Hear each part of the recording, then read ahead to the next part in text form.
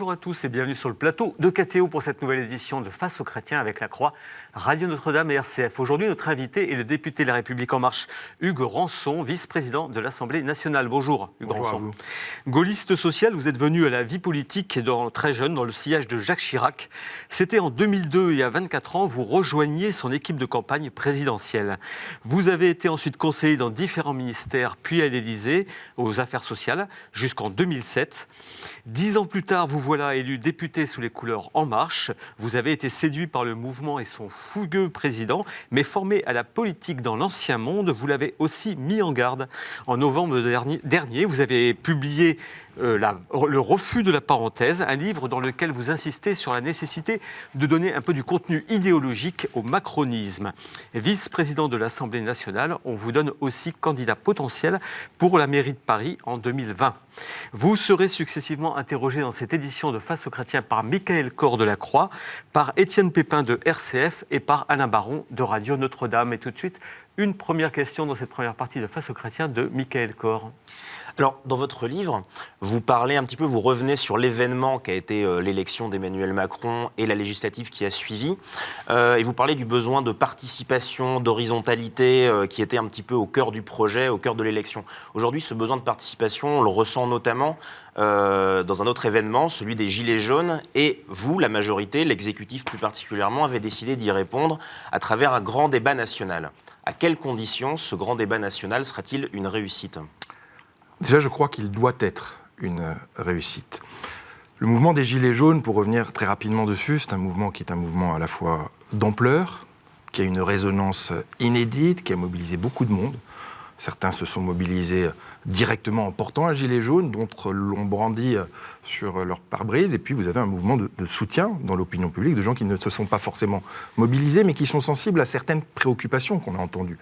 Le ras-le-bol fiscal, la situation difficile des classes moyennes, qui sont souvent les premières victimes des augmentations des taxes, notamment des taxes dites comportementales, la situation d'un certain nombre de territoires délaissés, et puis une crise évidente de la démocratie. On y reviendra peut-être. Pour répondre à ce mouvement, le président de la République, je ne vais pas y revenir ce matin, mais a décidé le 10 décembre dernier de décréter un état d'urgence économique et social, avec des mesures que nous avons votées dans des conditions de rapidité absolument exceptionnelles à l'Assemblée nationale. C'était avant Noël. Et la deuxième étape pour répondre à ce mouvement, à ces interrogations, à cette exaspération, à cette vraie détresse sociale, on ne parle pas ici de ceux qui cassent, on parle de ceux qui manifestent une exaspération, eh bien c'est d'ouvrir un grand débat national. Ce grand débat national, c'est une expérience assez inédite, au fond, d'horizontalité, vous avez employé vous-même le terme, d'horizontalité, de participation des citoyens. Il doit être une réussite parce qu'il va permettre à chacun de s'exprimer, il va permettre aux citoyens de participer à la vie publique, et il va permettre surtout à ceux qui nous disent, parfois à juste titre, ne jamais être entendus, d'exprimer un ressenti, une opinion, une proposition. Il doit être une réussite il sera une réussite avec deux critères qui seront remplis. Le premier, c'est si vraiment les citoyens s'en emparent. Et c'est une occasion, je vous l'ai dit, inédite, ils doivent s'en emparer, ils doivent participer, ils doivent s'exprimer parce que l'occasion leur est offerte. Ce sera, ce débat, une réussite également s'il est conclusif, c'est-à-dire que s'il permet à son issue de déterminer des grands projets de réforme, des idées. Il y a deux temps dans le débat national. Il y a d'abord le temps de la concertation, le temps de l'échange, le temps de la discussion respectueuse des points de vue des uns et des autres, et j'y suis très attaché. Un grand débat national ne doit pas permettre d'aboutir nécessairement à un consensus. Il doit même peut-être parfois être utile pour poser sur le papier un certain nombre de dissensus.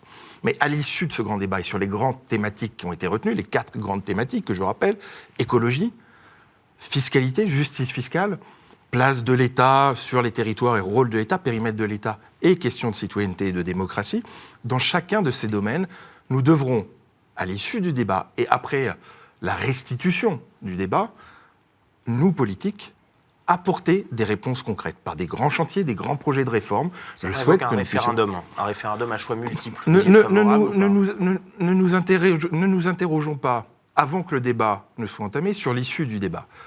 Le référendum, c'est une piste, et je crois qu'il est toujours important, utile, de pouvoir consulter les Français, même par la voie de la démocratie directe, nous y reviendrons peut-être. Mais ne nous interrogeons pas aujourd'hui sur les modalités de validation de propositions qui n'existent pas.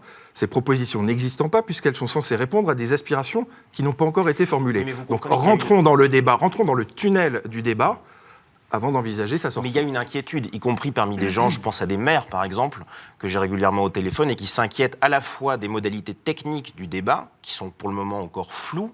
On a vu la démission il y a quelques jours de Chantal Jouanneau, qui était chargée d'organiser le débat, et aussi sur ce que ça pourrait donner ce débat. Certains me disent, et vous en parlez beaucoup dans votre livre, si c'est pour faire que de la pédagogie, ça sert à rien, le mouvement des gilets jaunes ne s'arrêtera plus. Et je vais vous dire ce matin, aujourd'hui, que je suis absolument convaincu que cet exercice ne doit pas être seulement un exercice de psychothérapie collective qui viendrait porter un diagnostic sur une société malade. C'est un exercice utile où les citoyens doivent pouvoir s'exprimer et où, à l'issue, nous devons apporter des réponses concrètes. Des réponses concrètes, ce sont des projets de loi, des chantiers, des réformes. Je ne peux pas aujourd'hui vous dire lesquels. Il y en a auxquels je crois. Je crois à une grande réforme fiscale, par exemple. Je pense que c'est nécessaire parce que c'est un point d'interrogation majeur aujourd'hui exprimé par un certain nombre de nos concitoyens. Mais ce n'est pas à moi de vous dire aujourd'hui quelle va être l'issue du débat, que les citoyens puissent s'en saisir. Mais il ne peut pas s'agir uniquement que d'un exercice d'échange. Il faut que ça puisse être conclusif. Légitime, vous, majorité, pour organiser collectivement un tel débat. C'est-à-dire qu'il y a en 2017, vous avez symbolisé un espoir de renouveau. Il y a eu un renouveau réel du personnel, notamment à l'Assemblée nationale. Vous en êtes l'un des exemples. On a le sentiment que ça a fait long feu. Vous posez là deux questions. Est-ce que cet exercice, nous sommes légitimes pour le porter ? Je vais vous dire quelque chose. Cet exercice, il doit être à la fois très institutionnalisé dans les mairies, sur les territoires, et tout à fait dépolitisé. Ce n'est pas des micro-agoras qui viendraient opposer des partis politiques les uns aux autres ou des militants de partis politiques les uns aux autres. Ça doit être quelque chose de très libre. Je suis pour que cet exercice soit le plus libre possible et que les citoyens viennent poser sur la table un certain nombre de préoccupations dans les domaines qui ont été fixés et qui sont les leurs. Sommes-nous ensuite légitimes ? Oui, nous sommes légitimes. Je crois à la démocratie représentative. Je crois que l'élection est une validation d'orientation et de qualité de personnes pour porter des réformes qui ont été annoncées. Il y a une crise de la démocratie représentative aujourd'hui, sans aucun doute. Mais évidemment, nous sommes légitimes pour le porter, mais ce n'est pas à nous, élus de la nation, de porter ce débat. C'est à nous de l'organiser, mais c'est aux citoyens de s'en emparer et de dire ce qu'ils ont envie de dire. Ensuite, je réponds à la deuxième partie, ou à la deuxième aspérité de votre question. Oui, nous avons été élus en 2017 sur une forme de dégagisme. Cette colère existait déjà. C'est ce qu'on a appelé l'Ancien Monde, expression que je récuse dans le livre, parce que je ne crois pas que nous soyons passés de l'ombre à de la lumière, et qu'il y ait eu un Ancien Monde et qu'il y ait maintenant un nouveau. Vous dites quand même qu'il n'y a plus que la droite et la gauche. Je pense qu'il y a une recomposition politique majeure. Mais je crois ça pose une question. Que la colère existait déjà, que nous avons été élus sur cette colère, sur ce dégagisme, avec des anciens professionnels de la politique qui allaient de mandat en mandat, qui ont été pour la plupart battus. C'est la raison de la victoire d'Emmanuel Macron, c'est la raison de ma victoire personnelle et de la victoire de la majorité aussi, parce que nous avons une promesse originelle qui reposait à la fois sur une nouvelle façon de faire de la politique. Nous allons déprofessionnaliser la politique, nous allons faire de la politique de manière horizontale, de manière bienveillante, pardon de cet anglicisme, mais de manière émergente, bottom-up. Vous avez parlé des orientations, juste je me permets, Bien sûr. Parce qu'on peut toujours voir la crise de manière structurelle. Évidemment, il y avait des éléments de cette crise qui existaient avant vous. Mais cette crise, on peut aussi la voir comme orientée vers le contenu doctrinal de La République En Marche, dont vous parlez dans votre livre. En particulier, l'idée de progressisme. Vous parlez d'une recomposition de la vie politique autour de l'idée progressisme-conservatisme. Est-ce qu'aujourd'hui, ce n'est pas une idée qui fait plus sens du tout ? L'idée qu'il peut y avoir un progrès pour tout le monde, pour toutes les catégories sociales. Est-ce que ce n'est pas une idée sur laquelle vous êtes trompé ? En tout cas, c'est une idée qui est profondément au cœur de mon engagement. C'est-à-dire que je crois au progrès, qu'il soit économique, social, sociétal, humain, et que c'est le cœur même de mon engagement. Oui, et je pense précisément que le débat politique a évolué et qu'il n'oppose plus des familles politiques en fonction de l'appartenance à l'économie de marché contre économie administrée, que les choses ont évolué. Je crois qu'il y a une recomposition politique majeure. On peut ne pas être d'accord avec ma vision des choses. On peut ne pas être d'accord avec la vision qui est portée par ceux qui ont gagné l'élection. Mais en quoi, dans ce que vous avez fait depuis que vous êtes au pouvoir, il y a des signes concrets, je ne dis pas conceptuels, je dis vraiment concrets, en termes d'application concrète pour les gens, que le progrès peut concerner tout le monde? Ce que je dis aujourd'hui, vous savez, c'est le fameux libéré protégé, c'est le fait que nous puissions avancer sur demain. Oui, enfin, ça s'illustre par tout un tas de mesures qui ont été prises, sur lesquelles on reviendra peut-être aujourd'hui, en matière de pouvoir d'achat, en matière de lutte contre le chômage de masse, en matière de lutte contre les violences sexistes et sexuelles, en matière d'éducation dans les zones prioritaires. Il y a beaucoup de choses qui ont été faites, on peut les lister.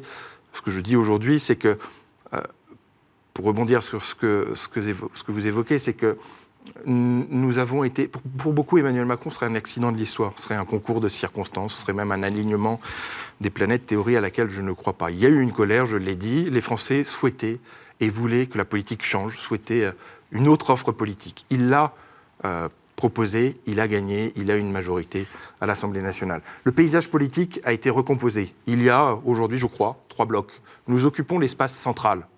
On le veuille ou non, c'est l'espace central.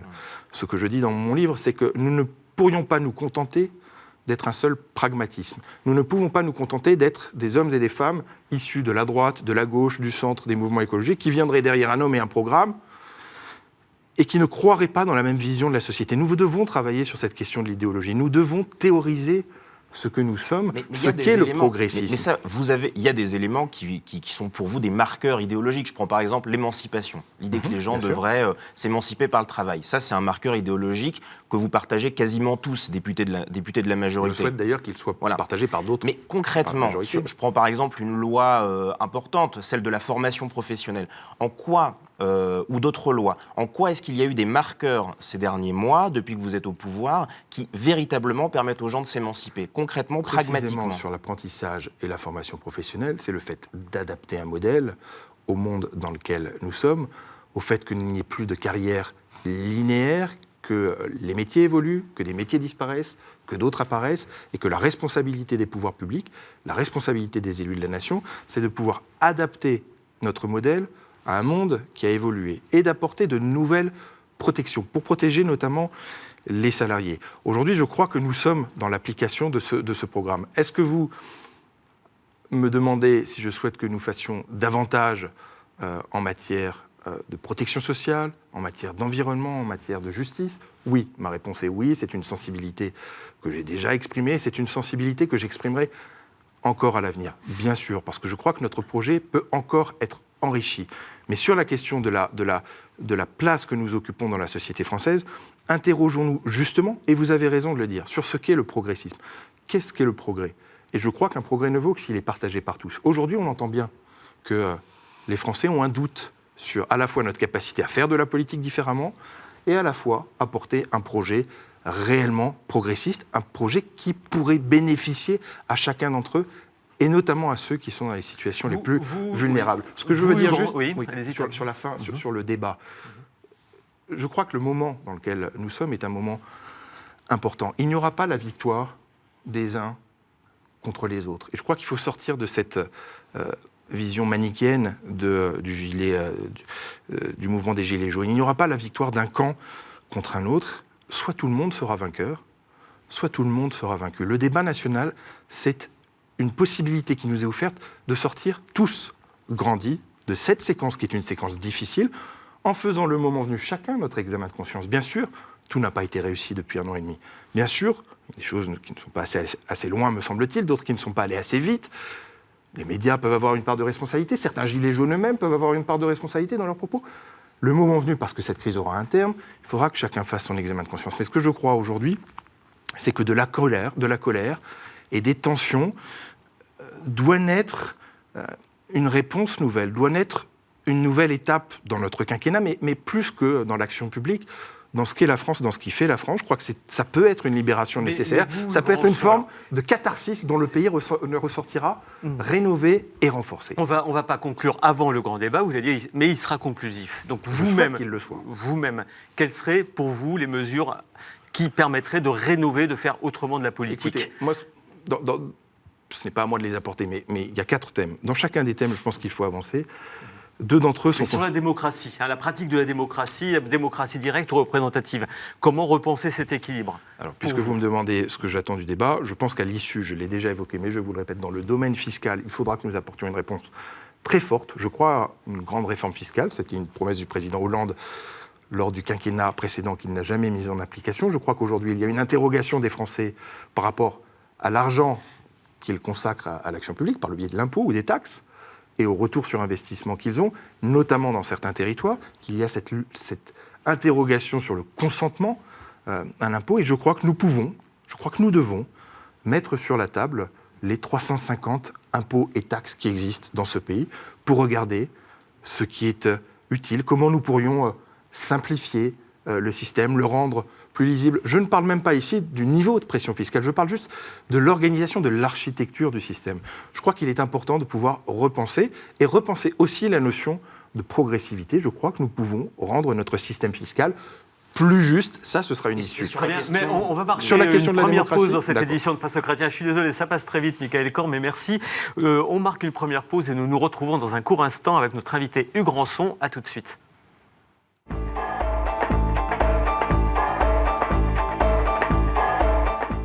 Retour sur le plateau de KTO pour cette deuxième partie de Face aux chrétiens avec notre invité Hugues Rançon, député La République En Marche et vice-président de l'Assemblée nationale. Il est interrogé dans cette deuxième partie par Étienne Pépin de RCF. Hugues Rançon, est-ce qu'on va vers un changement de régime en France? On parle d'une crise insurrectionnelle. Est-ce qu'on va changer de régime? Est-ce que vous pensez par exemple à la 6e République? Non, je ne crois pas, je ne le souhaite pas. D'ailleurs, je suis très attaché aux institutions de la Ve République. Qui ont fêté en 2018 ces institutions leur anniversaire, qu'il faille les adapter sans aucun doute. Vous parlez d'une crise insurrectionnelle, j'aimerais modérer un tout petit peu vos propos. Moi je ne crois pas aujourd'hui que les Gilets jaunes soient un mouvement insurrectionnel. Je pense qu'au sein des Gilets jaunes, à l'occasion des manifestations des Gilets jaunes, vous avez une prise en otage par des partisans du chaos, par des partisans de la casse, qui s'étaient mobilisés à l'occasion de la loi El Khomri. Je vous rappelle que l'hôpital enfants malades, l'hôpital Necker enfants malades avait été cassé à cette occasion. C'est-à-dire que ce sont c'est des gens qui imaginent qu'en cassant tout et en mettant tout à terre, le monde sera meilleur. Je ne le crois pas et je crois que cette vision est profondément dangereuse et qu'elle est en dehors de Est-ce que ça peut durer encore longtemps et qu'est-ce qu'on peut faire pour arrêter cette crise? Qu'est-ce qu'on peut faire pour arrêter cette crise? C'est ce que j'ai dit tout à l'heure, il y a 2 étapes. Il y a les mesures économiques et sociales, celles qui ont été décidées, on pourra y revenir. Il y a le grand débat national sur les violences. Le Premier ministre a annoncé l'évolution d'un certain nombre de dispositifs. Parce que ce n'est pas la crise des Gilets jaunes, ces casseurs, ces insurrectionnels, ces quelques-uns qui sont des délinquants, appelons un délinquant, ce sont des délinquants, ce ne sont pas des manifestants. Ils se sont manifestés à l'occasion de la loi El Khomri, ils se sont mobilisés à l'occasion du 1er mai dernier, c'était les Black Blocs, ça avait fait la une des journaux, ils se mobilisent à l'occasion des Gilets jaunes. Sont-ils Gilets jaunes? Ils le portent, mais le sont-ils au fond? Je ne le crois pas. Y a-t-il une crise de régime? Là non plus, je ne le crois pas. Il y a une crise de la représentation, sans aucun doute. C'est d'ailleurs très grave. On sent bien que pour un certain nombre de nos concitoyens, les représentants élus par la nation, le président de la République, les députés quels qu'ils soient d'ailleurs, que chacun prenne bien conscience que ce ne sont pas que les députés de la majorité qui sont ciblés, les représentants élus de la nation ne seraient plus représentatifs et plus légitimes. Mais la crise de la représentation va plus loin parce que chez eux, l'idée même d'une représentation n'est pas acceptée. Vous voyez bien qu'il y a des débats, parfois même des débats assez virulents, pour empêcher les uns ou les autres de venir dialoguer, discuter, d'incarner le mouvement. Moi, je crois en la démocratie représentative. Mais je crois aussi en la démocratie directe. Je crois qu'il est important de pouvoir consulter le peuple régulièrement, de manière dépassionnée. Et c'est une condition de la réussite. Il faut dépassionner l'usage du référendum, par exemple. Il ne faut pas en faire un plébiscite ou un c'est très français, ça. Dans d'autres pays, on peut interroger le peuple sur des choix stratégiques, sur des choix d'orientation politique, sans que cela... C'est De Gaulle qui avait fait du référendum un plébiscite. Mais je pense et que vous dites là, il faut... Si nous souhaitons utiliser davantage le référendum, ce que je souhaite, il faut le dépassionner et le dépolitiser dans la question, dans l'interprétation de la réponse qui est donnée. Par ailleurs, il y a déjà des outils de démocratie directe qui existent. Le référendum d'initiative partagée, il faut certainement, vous me demandez quelles sont les propositions, assouplir les conditions pour permettre le référendum d'initiative partagée. Ça risque pas de il y a le créer des référendum frustrations d'initiative locale qui existe, que les pouvoirs publics comprennent que lorsqu'une population locale s'exprime, ça a été le cas à Notre-Dame-des-Landes, peut-être s'interroger sur le fait que si on souhaite développer les référendums d'initiative locale, il faut entendre le message qui a été donné. Je me réjouis de la décision qui a été prise à l'occasion de Notre-Dame-des-Landes, mais il y a une vraie contradiction entre vouloir développer des référendums d'initiative locale et ne pas ensuite... Est-ce qu'il n'y a pas un risque à créer des frustrations si on consulte les Français, mais on ne pourra pas répondre à toutes leurs demandes? Est-ce qu'il n'y a pas là encore le risque de frustrer et de créer de la colère à nouveau? Quand on interroge les Français, par le biais du référendum, il faut qu'on puisse avoir des questions précises qui appellent des réponses précises sur la question et pas, mais sans imaginer, projeter d'autres conséquences à la réponse qui sera donnée. La démocratie représentative, j'y suis attaché. La démocratie directe, il faut la développer, mais la démocratie participative, il faut l'encourager. La démocratie participative, c'est faire en sorte que les élus de la République ne soient pas élus et n'aillent pas les voir les citoyens une fois tous les 5 ans à l'occasion d'une élection pour aller présenter soit le bilan d'une action, soit solliciter la confiance, et ensuite vous ne voyez plus personne pendant 5 ans. Nous devons associer les citoyens à l'exercice de nos mandats. Moi, je fais tous les 3 mois ce que j'appelle un comité consultatif de circonscription, qui n'est pas un événement en marche, où les citoyens de la 13e circonscription de Paris sont invités à venir me donner des idées, me faire part de récriminations. C'est l'objet aussi de faire des comptes rendus de mandat. Bertrand Delanoë l'avait lancé à Paris. Anne Hidalgo, avec les budgets participatifs, a lancé quelque chose d'assez intéressant. Je crois qu'il faut développer ces outils qui permettent d'être associés à la décision publique, sans forcément que ce soit l'exercice direct de responsabilité par le biais de la... Sur un sujet très concret qui est au cœur de la colère aussi, c'est la question des radars. Est-ce que là, typiquement, on n'aurait pas pu laisser, comme le demandaient certains, un peu plus la main aux élus locaux en lien avec la population pour penser ensemble une politique intelligente des radars? La question des radars, je la connais précisément puisque ça a été décidé notamment par Jacques Chirac en 2002 lorsqu'il a fait de la lutte contre la violence routière une priorité de son quinquennat, au même titre que la lutte contre le cancer et au même titre que l'insertion, l'accompagnement et l'inclusion des personnes handicapées. On est passé de 7 à 8 000 morts sur les routes à 3 500. Les radars, je crois que ça a permis et que ça a contribué évidemment à ce qu'il y ait moins de morts sur la route. Et je me réjouis vraiment du fond de mon cœur de ces résultats, parce qu'il n'y a rien de pire, j'imagine, que de recevoir en pleine nuit un coup de fil. J'ai 3 enfants qui sont encore en bas âge, qui ne conduisent pas, mais c'est les situations les pires. Et tout ce qui peut sauver des vies doit être évidemment encouragé. Les radars, aujourd'hui, moi je suis assez affligé du fait qu'on puisse s'en prendre à ces outils qui existent depuis 10 ans, depuis même 2002, ça fait bientôt 20 ans, en tout cas 15, qui existent, qui sont utiles et qui seront réhabilités. Mais vous savez, ça a un coût quand on s'en prend au mobilier urbain, quand on s'en prend au mobilier public, quand les pouvoirs publics sont obligés... La question était moins sur le fait des radars que sur la décision. Est-ce que tout est piloté de Paris ou est-ce que ça doit être décentralisé? Je l'entends, mais sur la question des radars, je pense que la place des radars, ce n'est pas de piloter de Paris. Pour savoir où sont placés les radars, le vrai débat, c'est est-ce que c'est vraiment en zone accidentogène ou est-ce que c'est en bas d'une ligne droite pour faire de l'argent et remplir la caisse de l'État. Là, beaucoup de nos concitoyens ont un doute, parfois on peut même le partager, mais je crois que les décisions de Paris, vous savez, on est dans un pays qui, globalement, est assez bien organisé. Le politique a sa responsabilité, il a une légitimité. Je crois en la démocratie décentralisée, les collectivités locales ont des pouvoirs, ont des responsabilités. Il faut d'ailleurs les associer certainement davantage à ce que nous faisons. Vous m'interrogiez tout à l'heure sur le sens de notre action depuis 1 an et demi. Je crois qu'on doit davantage se reposer sur ce qu'on appelle les corps intermédiaires, qui ne sont pas uniquement les syndicats ou les organisations syndicales. Ce sont les organisations syndicales, mais pas que. C'est les grandes associations, c'est les mouvements de jeunesse, c'est en effet les associations d'élus locaux, les élus, ce sont les médias. Le pays il est composé de plusieurs strates, de plusieurs niveaux, sur lesquels évidemment, nous devons compter et nous pouvons compter sans que ce soit l'objet d'un consensus. On ne cherche pas à avoir tout le monde avec soi lorsqu'on dirige, mais ce sont des niveaux qui existent et qui permettent à un pays de fonctionner, qui permettent à un pays d'avoir aussi, dans les moments difficiles qu'il traverse, des soupapes de décompression et des partenaires lorsqu'il faut trouver des voies de sortie. Donc oui, nous devons davantage associer les élus locaux à la politique que nous menons, mais je crois qu'ils le sont déjà, ils doivent l'être sans aucun doute davantage.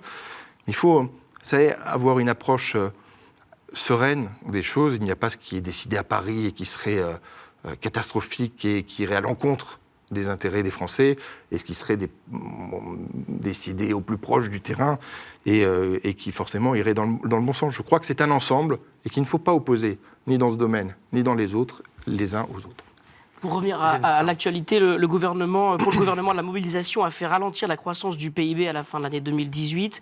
La ministre du Travail, Muriel Pénicaud, estime même que l'accroissement du chômage partiel est lié à la crise des Gilets jaunes. Le chiffre d'affaires de certaines entreprises est en recul de plus de 50%. Les soldes qui ont commencé cette semaine ne vont pas nécessairement pallier ces pertes, surtout si le mouvement continue. Qu'est-ce qu'Emmanuel Macron là, prévoit pour eux ? Écoutez, le fait qu'il y ait aujourd'hui une conséquence économique à ce mouvement, c'est un fait. Il ne s'agit pas de stigmatiser encore les uns ou les autres. Je suis élu de Paris, ça fait 8 week-ends de suite, vous l'avez évoqué, que la capitale s'arrête de vivre chaque samedi, que des commerces ferment, que des établissements scolaires ferment, que des équipements sportifs ferment, que les musées ne sont pas ouverts au public. Voilà, cette situation n'est pas admissible et cette situation, elle a un coût. Donc évidemment, il faudra trouver, et le ministre Le Maire y a travaillé et il travaille encore, les bonnes réponses. Mais je crois qu'aujourd'hui, il faut que chacun prenne conscience que de toute façon, le moment venu, il faudra payer cette facture et que ça a un coût en matière d'activité économique, que ça a un coût en matière d'emploi. Vous savez, Paris est une ville qui a eu beaucoup de mal à se redresser, à sortir la tête de l'eau après les attaques dont elle avait fait l'objet. Notamment en 2015, on a fêté cette semaine l'anniversaire de l'attentat de Charlie Hebdo et celui de l'Hypercacher.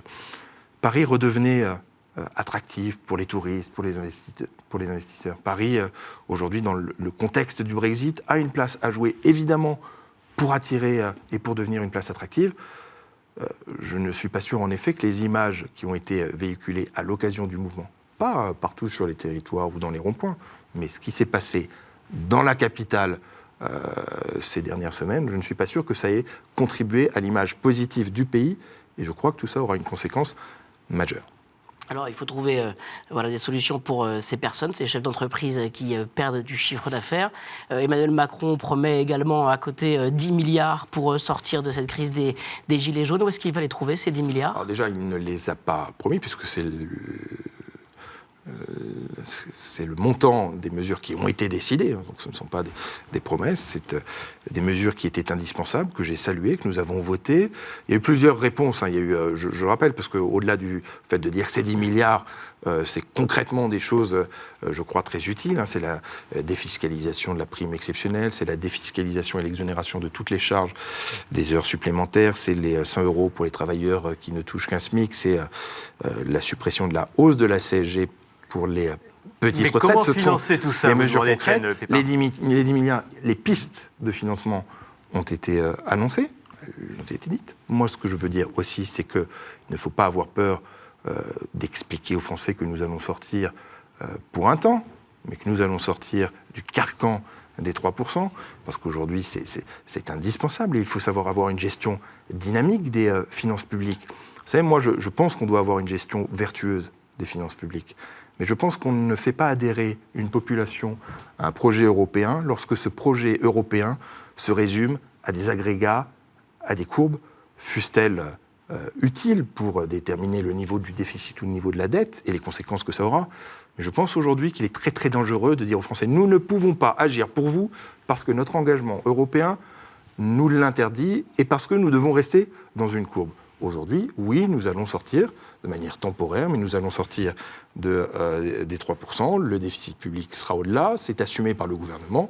Ce qui compte, c'est de pouvoir maintenant, notamment à l'occasion du débat, voir les pistes d'économie, voir réfléchir au train de vie de l'État, faire certainement plus en matière de redéfinition du périmètre de l'État, parce que l'État de 2019 n'a pas forcément les mêmes contours que l'État de 1970, que nous devons réfléchir à des pistes d'économie, que cela doit se faire, mais ne peut se faire qu'avec les Français et à l'issue d'un travail, d'un audit collectif où chacun aura bien conscience de ce que ça aura comme impact. Laurent Wauquiez propose 20 milliards d'économies. Il dit que ce n'est pas très, très compliqué, on sait comment le faire. Il faut aligner le régime des retraites des fonctionnaires sur celui du privé. Il faut augmenter le temps de travail des fonctionnaires. Il faut aussi éviter les doublons entre les collectivités territoriales et l'État. Ça vous paraît des pistes sur la table, ça ou pas ? Je suis toujours très attentif à ce que dit Laurent Wauquiez. J'ai parfois du mal à le suivre, parfois même du mal à apporter du crédit à son propos, mais dont acte, s'il veut participer au débat et être constructif avec la majorité, évidemment, moi je suis tout disposé à entendre ces propositions. Je rappelle juste que le candidat François Fillon, à l'occasion de la campagne présidentielle, avait proposé l'augmentation de la TVA. L'augmentation de la TVA aurait été évidemment particulièrement injuste, aurait pesé sur tous les ménages, sur tous les consommateurs. Donc voilà, oui, bien sûr, on peut toujours avancer des pistes d'économie, mais concrètement, une piste d'économie, une augmentation de dépenses ou une baisse de recettes, ça veut dire quelque chose dans le quotidien des Français. Donc, essayons de voir ce que ça représente dans le quotidien des Français. C'est très facile d'avancer des milliards d'euros. Personne ne sait à quoi ça correspond, des milliards d'euros. Ces gens, notamment ces élus des Républicains, qui prétendent qu'il faudrait baisser le nombre de fonctionnaires dans ce pays parce qu'il y en aurait trop. Très concrètement, quand vous les avez autour d'une table et que vous leur dites « Très bien, on va baisser le nombre de fonctionnaires dans ta circonscription ou sur ton territoire », c'est combien d'infirmiers en moins? C'est combien d'enseignants en moins? C'est combien de policiers en moins? Ces élus, souvent des Républicains, vous disent « Ah non, ben, forcément pas chez moi ». Nous parlons macroéconomie. Eh bien oui, concrètement, chacune des décisions publiques prises au niveau de l'État, vous parliez tout à l'heure de ce qui est décidé à Paris, va avoir un impact et une conséquence dans le quotidien des Français. Ce que je veux dire, c'est qu'il faut remettre l'humain et l'homme au cœur de toutes nos préoccupations et que lorsqu'un politique avance une proposition, derrière, il y a des réalités humaines qui sont impactées par ces choix politiques. Un mot sur la transition écologique. Bien sûr. Comment faire pour qu'elle soit socialement acceptable? C'est le grand défi. C'est le grand défi aujourd'hui. Je pense qu'il y a deux priorités pour le pays. Il y a le fait de réussir cette transition écologique. Vous savez, on parle de réchauffement climatique, ce n'est même pas un réchauffement climatique, ce sont des dérèglements profonds qui créent des inondations, des incendies, des morts en Inde, au Mexique, en Californie, en Europe. Ce n'est plus une hypothèse, le dérèglement climatique, c'est une réalité tangible. Et nous devons agir et chacun doit prendre sa part de responsabilité. Les États, bien sûr, pas que les États. Les collectivités locales, les entreprises, les associations, les individus eux-mêmes. Concrètement, il s'agit quand même de savoir ce à quoi nous allons renoncer, parce que ça va avoir des impacts dans notre modèle d'organisation et dans notre mode de vie aujourd'hui. C'est une priorité absolue. Des choix ont été faits par le gouvernement, notamment pour développer l'éolien à horizon 2030, développer d'autres types d'énergie, réduire la part du nucléaire à horizon 2035, fermer les centrales à charbon, bien sûr. Mais on ne peut pas imaginer que la transition écologique devrait être supportée par les plus vulnérables de nos concitoyens. Et c'est un des sujets qui a été à l'origine de la crise des Gilets jaunes sur la taxe carbone et la trajectoire de la taxe carbone. Évidemment, aujourd'hui, l'enjeu majeur pour les pouvoirs publics et un enjeu sur lequel je m'engagerai dans les prochains jours, les prochaines semaines et les prochains mois, c'est de réconcilier ces deux exigences. Il n'y a pas de transition écologique sans justice. Il faut un grand emprunt national, ça vous paraît Il n'y a pas de justice sociale sans traiter de la question de la transition écologique, parce que très concrètement, la précarité énergétique, ces Français qui n'arrivent pas à payer leurs factures, précisément, on pourra essayer de les accompagner si nous réussissons cette transition. Un grand emprunt national, ça vous paraît une piste pour financer? Il y a beaucoup de pistes qui sont sur la table. Certaines même ont été avancées par des parlementaires de la majorité. J'avais travaillé avant l'été avec Mathieu Orphelin et Guillaume Schist sur une prime mobilité-travail qui permettait justement d'accompagner ceux de nos concitoyens qui sont en zone rurale, en zone peu dense ou très peu dense, par une prime exceptionnelle, transitoire, pour faire face aux surcoûts liés à la hausse, non pas des carburants, mais à la hausse de la fiscalité sur les carburants, parce que précisément, je crois qu'il faut assumer cette trajectoire, mais qu'elle ne peut pas peser sur ceux qui n'ont pas le choix. Sinon, ils se braquent, ils se cabrent, et nous nous retrouvons dans la situation dans laquelle nous sommes aujourd'hui. Le grand enjeu pour la France de demain, c'est de pouvoir assumer à la fois une politique qui permette la transition écologique et la justice sociale. Il s'agit de réconcilier ces deux exigences. J'ai une dernière question. Hugues Rançon, cette semaine, 19 intellectuels catholiques lancent un appel pour un nouveau catholicisme social. Ils s'inquiètent de l'atmosphère possiblement insurrectionnelle. Est-ce que les religions en général et les chrétiens en particulier ont un rôle à jouer dans la crise plurielle que traverse la France aujourd'hui? Vous savez, quand un pays traverse une crise aussi profonde que celle dans laquelle nous sommes aujourd'hui, je crois qu'il faut être attentif à tous les messages qui doivent être portés. Les responsables publics ont évidemment une parole, les citoyens ont une parole, les cultes en ont une autre, les syndicats en ont. Je crois qu'il est important de pouvoir être attentif aux positions, aux sensibilités, aux ressentis des uns et des autres lorsqu'on veut faire nation. Il s'agit évidemment d'essayer de trouver le meilleur moyen de tracer une voie qui permettra à chacun de se sentir au sein de la nation. C'est une exigence à laquelle je suis très attaché, l'exigence de cohésion sociale, de cohésion nationale. Et évidemment, cette tribune, comme bien d'autres, doivent être intégrées à notre réflexion. Et moi, j'invite tous ceux qui veulent contribuer à participer pendant les 2 mois qui s'ouvrent et à faire part justement de ces sensibilités, de ces contributions. C'est le moment ou jamais, et je crois que c'est très important de pouvoir entendre chacun. Merci Étienne Bépin. Nous marquons une nouvelle pause dans cette édition de Face aux chrétiens. Nous nous retrouverons après une courte pause avec notre invité Hugues Rançon, député La République En Marche. À tout de suite.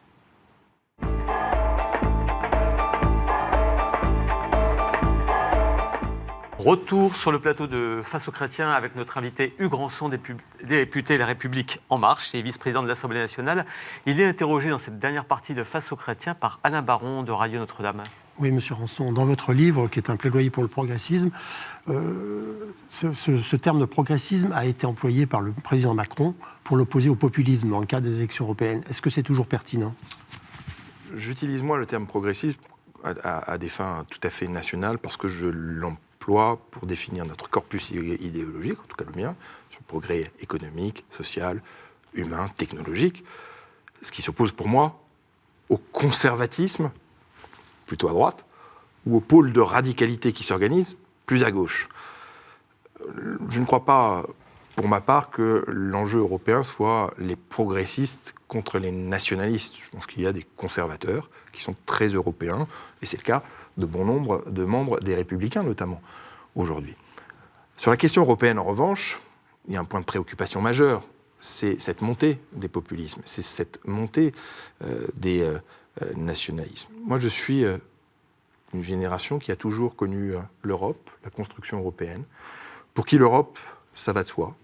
Et je crois qu'aujourd'hui, pour beaucoup de nos compatriotes, l'Europe, ça ne va plus forcément de soi, et c'est un sentiment qui est partagé ici ou là sur le territoire de l'Union européenne. Pendant longtemps, la construction européenne, ça a été à la fois de l'élargissement et de l'approfondissement.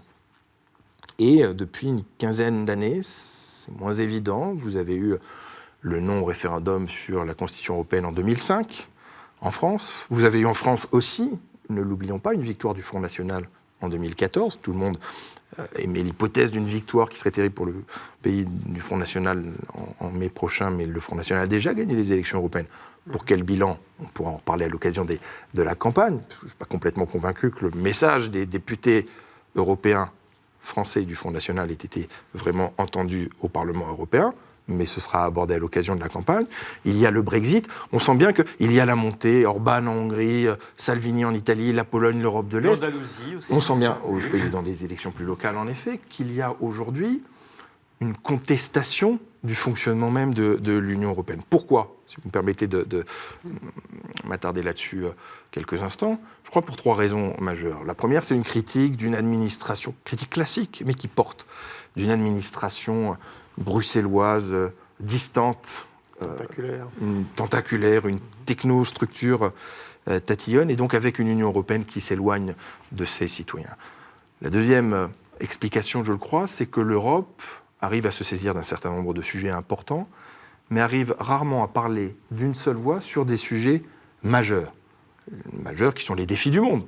L'écologie, on en a parlé, la question migratoire, bien sûr, le fait aussi d'avancer vers une convergence fiscale et une convergence sociale, c'est l'Europe de la défense. Sur des sujets majeurs et structurants pour construire ce bloc européen auquel je crois, l'Europe a du mal à avancer et c'est toujours très compliqué.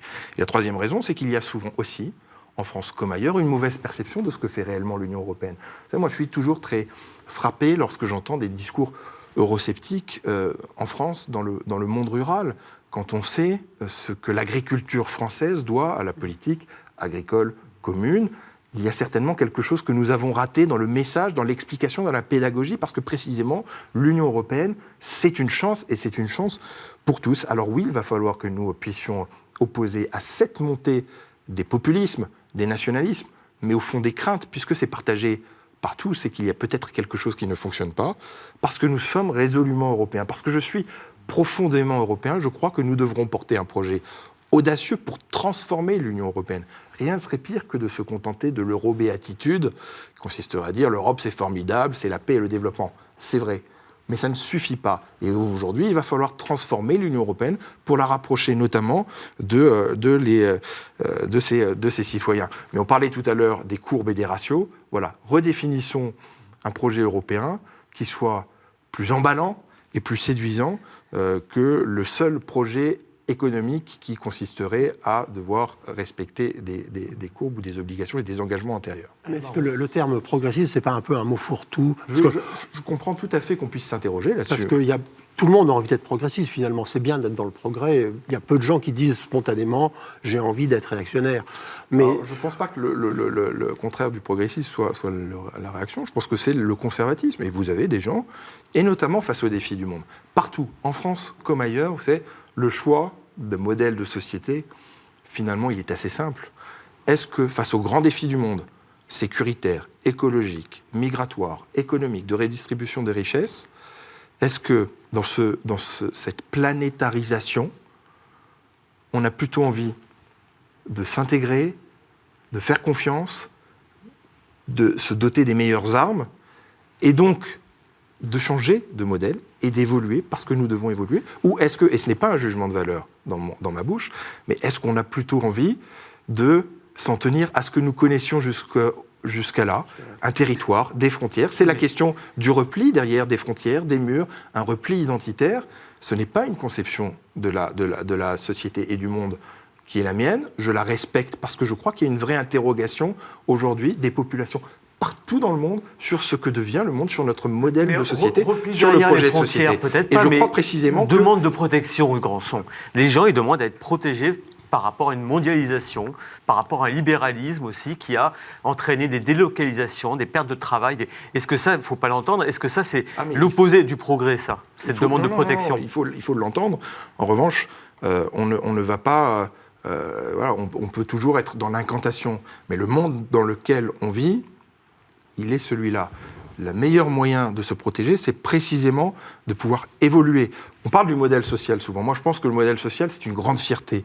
J'en suis très fier et je le défendrai toujours.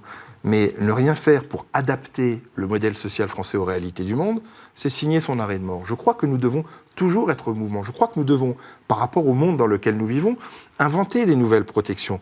Et je crois vraiment que là est le défi. Donc je suis résolument progressiste parce que je crois que nous devons repenser les choses. La France ne fera pas face aux défis migratoires, aux défis écologiques, aux défis sécuritaires, seule, repliée derrière des frontières. Ce n'est pas vrai. Dire ça aux Français, c'est, je crois, mentir. Et ceux qui voudraient vraiment le faire opteraient pour une voie, je le crois, dangereuse pour l'avenir du pays et pour la situation de chacun. Quand vous avez le pôle américain qui s'organise, quand vous avez la puissance de la Chine, il n'y a qu'une Europe forte, mais une Europe qui protège, je suis bien d'accord avec vous, qui permettra de faire face à ces mastodontes. Il est là le défi aujourd'hui.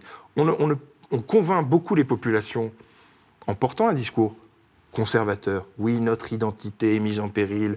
Oui, notre économie est mise en péril. Oui, ce à quoi nous sommes attachés est mis en péril. Mais ça pourra convaincre beaucoup de monde, mais ça ne résoudra aucune espèce de problème. Et je crois que ça, c'est l'enjeu du débat des élections européennes, qui sera un débat passionnant. Ça ne sert à rien de s'invectiver, parce que ce sont de vraies voix qui s'offrent à la fois aux Français, mais qui s'offrent à toutes les populations partout dans le monde. Est-ce que votre vision progressiste impose qu'on crée sans arrêt des nouveaux droits, notamment, je pense, au droit à l'enfant, qui est un petit peu sous-jacent dans le débat autour de la PMA, GPA? Je crois que dans la vision du progrès, il y a de toute façon, oui, la reconnaissance de nouveaux droits, et il y a la défense de tous les droits. Vous savez, en 2018, on a fêté le 70e anniversaire de la Déclaration universelle passé inaperçu. Des droits de l'homme. Alors, moi, il n'est pas passé inaperçu, puisque je me suis beaucoup engagé, mais je conçois qu'en effet, je conçois qu'en effet, il soit passé assez inaperçu. Je pense précisément que, là encore, comme sur l'Europe, ce qu'on pensait acquis est souvent remis en cause. Il n'y a pas d'évidence aujourd'hui au respect partagé par tous des droits de l'homme, des droits humains.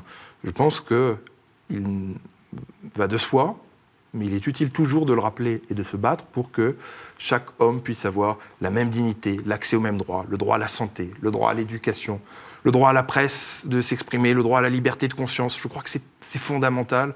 Je crois que c'est un projet de communauté humaine, indépendamment de la question de l'individualisation de chacun de ces droits. Et je me permets sur cette antenne d'avoir des références spirituelles, mais il me semble avoir compris que Jean XXIII s'était engagé sur ce sujet, que Jean-Paul II s'était engagé lui-même sur le sujet, et que la question des droits de l'homme, précisément, c'est en effet, et des droits en règle générale des individus, c'est précisément un sujet... Vous parlez des droits fondamentaux, c'est Hugues Rançon. précisément un sujet... de progrès, et que oui, bien sûr, il faut y aller. Vous parlez des droits fondamentaux, mais est-ce qu'il n'y a pas une extension sans fin des droits pour satisfaire tous les désirs, toutes les demandes aujourd'hui de l'individu? Le droit à l'égalité, par exemple, ensuite on peut avoir des débats là-dessus, mais je pense profondément que c'est quelque chose d'important. Vous savez, moi je suis convaincu que, pour parler, puisque je sens la question venir sur la PMA, que la PMA c'est une technique médicale qui existe aujourd'hui, qui est ancienne, qui est acceptée. Et que, en effet, le sujet n'est donc pas celui d'une nouvelle technique médicale qui poserait des questions éthiques ou bioéthiques, c'est celui de l'égalité.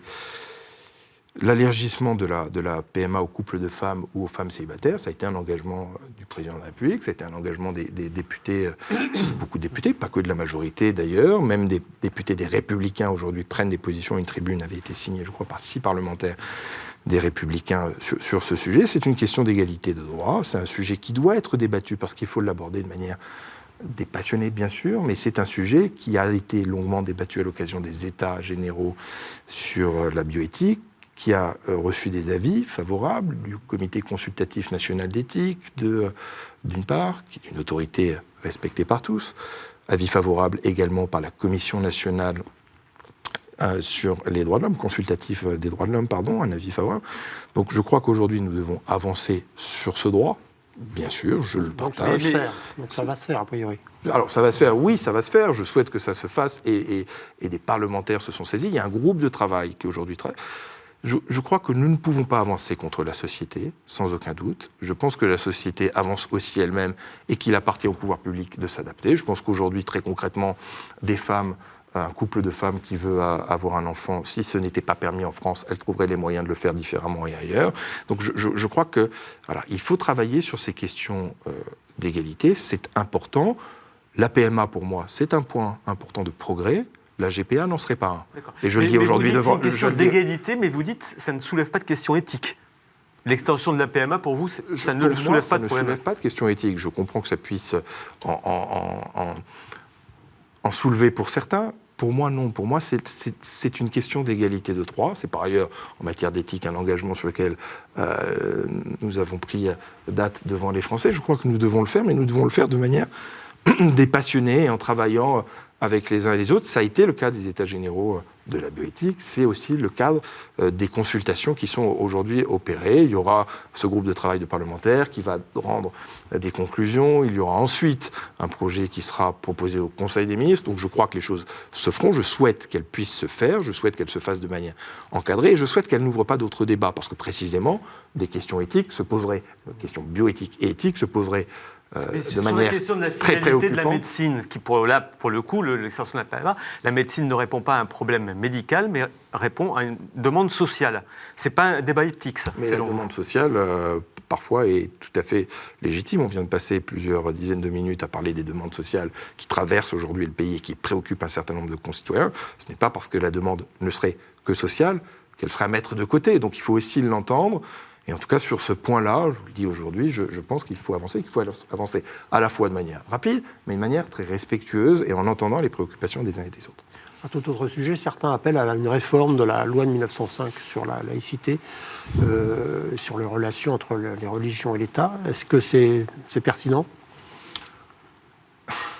Alors, est-ce que, en tant que tel, dire il faut retoucher la loi de 1905, dire c'est pertinent ou pas pertinent, ce serait résumer le fond de ma pensée. La laïcité, c'est un trésor pour notre République.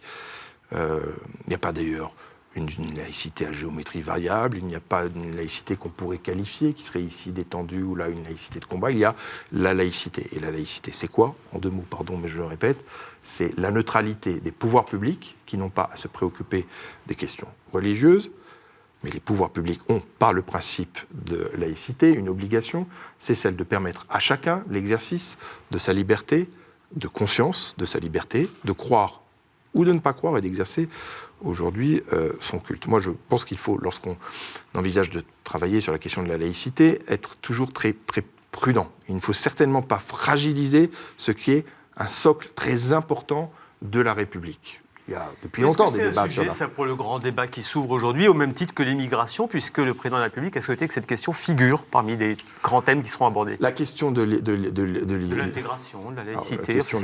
La question de l'intégration et la question de l'immigration ne sont pas des sujets complètement liés. La question de la laïcité, la question de la laïcité, non, mais précisément, il faut être, je crois, permettez-moi de le dire ce matin, rigoureux. Quand on parle de laïcité, on ne parle pas d'immigration, on parle de laïcité. Et que la laïcité permet justement à chacun de pouvoir exercer sa croyance. Si on veut parler d'immigration, on parle d'immigration. L'immigration est un sujet de préoccupation important dans la population. Je crois qu'il faut avoir un discours de vérité sur les questions migratoires. Les poussées migratoires, elles ont lieu, et elles vont avoir lieu avec de plus en plus de force. Poussée démographique en Afrique, multiplication des zones de conflit, question des réfugiés climatiques, le fait de pouvoir aller d'un endroit à l'autre de la planète, question du développement, assez facilement, la question du développement économique et de la répartition des richesses. Les poussées migratoires, elles vont avoir lieu. Alors, ce n'est pas à 2 ou 3 ans que les questions se posent avec beaucoup, beaucoup de force. C'est peut-être à l'échelle de 50 ou 100 ans. Mais l'évolution du monde va vers des poussées migratoires importantes. Et avec un paradoxe à régler, c'est que la compétence pour traiter de la question de la venue sur un territoire est une compétence nationale, c'est très bien, c'est la compétence de l'État et c'est légitime, mais que la problématique est éminemment internationale. Et on en revient à ce qu'on se disait tout à l'heure. On peut difficilement faire face à une problématique éminemment internationale, seule, isolée, à l'intérieur de ses frontières. C'est l'enjeu d'un certain nombre d'inquiétudes, de préoccupations. Donc oui, ça doit pouvoir être abordé à l'occasion du débat. Et ce sera abordé, parce que comme je vous l'ai dit au début de notre entretien, je pense que le débat doit être le plus libre possible. Mais il ne faut pas en faire un point identifié de débat. Ce n'est pas à nous de solliciter le sujet. Il se trouve que le sujet est un sujet de préoccupation chez nos concitoyens et il sera abordé, je crois, sous le thème citoyenneté et démocratie. Chacun doit pouvoir faire face à ça. Pour répondre à la question juste de 1905, parce que c'est aussi... En 30 secondes alors. Oui, on va essayer de le faire en 30 secondes. Il y a un texte qui doit certainement évoluer, parce que les cultes ont évolué dans notre pays. Le président de la République s'est exprimé sur ce sujet au Bernardin il y a maintenant à peu près 1 an. Il y a la question de l'islam qui se pose aujourd'hui en France. L'islam, c'est la 2e religion dans notre pays. Force est de constater qu'elle occupe une place importante dans la société. C'est une religion qui occupe une place importante pour bon nombre de nos concitoyens et qu'il y a beaucoup de questions qui se posent vis-à-vis de l'organisation de cette religion, une religion qui n'était pas celle de beaucoup de nos concitoyens en 1905, quand les questions de laïcité se sont posées. Aujourd'hui, il faut travailler sur les questions de structuration de l'islam, de financement, évidemment, de l'islam, de la question des lieux de culte, de la formation des imams. Tout ça doit être sur la table. Mais ça ne peut se faire aussi qu'à 2 conditions. 1, qu'on ne déstabilise pas le principe de laïcité, sans aucun doute. 2, que ça se fasse en lien avec tous les cultes.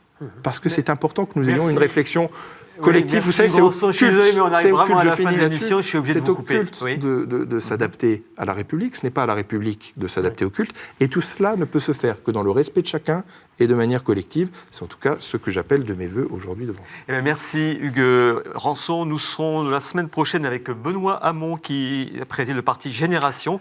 Vous pouvez également retrouver cette émission d'ici là sur les sites de KTO, de La Croix, de Radio Notre-Dame et de RCF. Bonne semaine à tous.